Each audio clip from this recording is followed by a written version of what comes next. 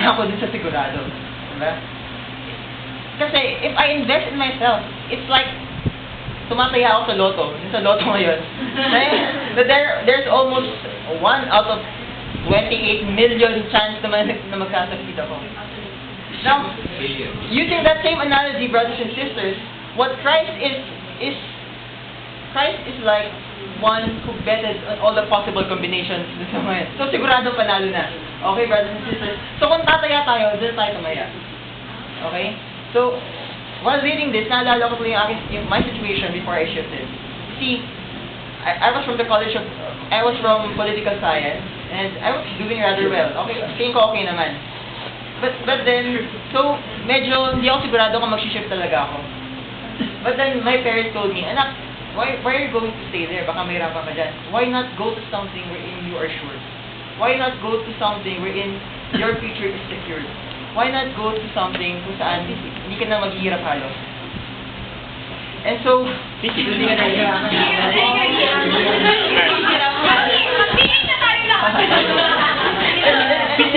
And so that sealed the deal for me.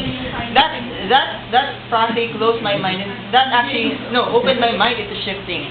And so now I chose that path. Brothers and sisters, choosing Christ is the same thing. Why would you trust on yourself when you can trust on something that is so sure, that is so secure? So choose God and shift to Christ now. Okay? So that's the diploma of shifting to Christ. The last diploma that I would like to give you, brothers and sisters, is the diploma of finishing with Christ. So let's read the passage. It's from 10 to 11. I want to know Christ in the power of His resurrection, and the fellowship of sharing in His suffering, becoming like Him in His death, and so somehow to attain the resurrection from the dead. Ilan na sa atin yung nakapag sa SM, yung nakapag-grocery na? Aling SM? Kahit saan. Ano yun? Ayan. Isabela. Diba? And dun sa grocery madalas, meron dong yung mga free taste, diba? Ginagawa ko nito, balik-balik ako eh. Kunwari, uy, bagay na. Uy, bagay na. Ayun. No.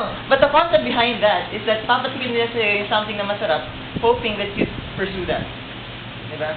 Right now, brothers and sisters, you've already tasted Christ and God's heaven. And therefore, right now, the message is calling us to pursue that even more, to know Christ even more, to live and die with Christ, brothers and sisters, and to know Him in everything, to know Him in every aspect of our lives, and to know Him in everything that you do in your life.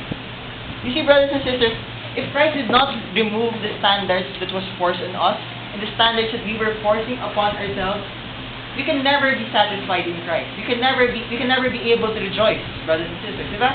You'll always live as though you're living like a slave. Diba? That's why the Buddhists would usually say, desires are the root of all sadness. Diba? And therefore, lower your expectations in life. Diba? But then, if only they had Christ, brothers and sisters, who removed all the things that can hamper us from attaining everything, then hindi ganun yung magiging pananaw niya sa buhay, brothers and sisters. You see, imagine yourself with all those constraints upon you, and putting that in your mind whenever you do something. Whenever you pray to God, whenever you praise God, whenever you're worshiping God. For example, kanina, we were singing for God. Imagine if in our minds, ang inisip natin, there is a God, who's like a judge scoring us in terms of our melody. Ay, hindi maganda yung harmony nila. Ay, nagkamali siya dito. Diba? Anong klaseng buhay yan, brothers and sisters? There's no peace in that. And you can never really rejoice in God kung ganun. And you're missing out a lot. Kasi you're not able to experience the fullness of your rejoicing in God. Diba? Kung ganun ang buhay that you're living. Or in loving our brothers and sisters. For example, sa ating church, kung ang iniisip natin is that in loving our brothers and sisters, there's a God who, again, has a checklist. Halimbawa, si Bea, hindi na libre ng birthday niya. Okay. Diba? Konting mali mo lang, diba? You're doomed.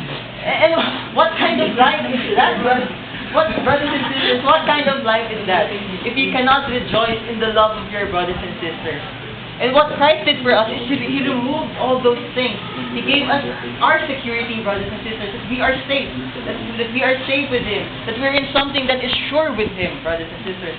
Kaya, we can rejoice, therefore, in the Lord. Diba? In praising and worshiping God, you can experience and you can know Christ in doing that. Because you're able to feel His love for you whenever you're doing that. And loving your brothers and sisters and them loving you back, you're able to know Christ more, brothers and sisters. And hindi ang nasa isip mo is the standards that God set upon you. The things that hampers you or the bondage that is put upon you. But rather, you're able to experience the fullness of joy in those things. And therefore, you're able to know Christ in those things. And so, brothers and sisters, I urge you at this moment to finish with Christ, to live your life with Christ. Because if you're still living by yourself, you're still living with those standards, you're missing out on so much. You're missing out on knowing who Christ is, and you're missing out on the greatest joy and the greatest happiness you can ever have in your life. So, those are the diplomas that I gave you today. The first diploma is the diploma of your graduation from the law. The second diploma is your graduation from your confidence in the flesh. The third diploma is your diploma for shifting to Christ. And the fourth diploma is your diploma for finishing with Christ. So my brothers and sisters, put all your confidence in Christ because He has secured all of you. Kanina sinabi ko sa inyo, this story is not about us. Pero hindi pa tapos yun. Because this story is for us. Christ did it out of love for each and every one of us. And therefore, brothers and sisters, rejoice in the Lord. So,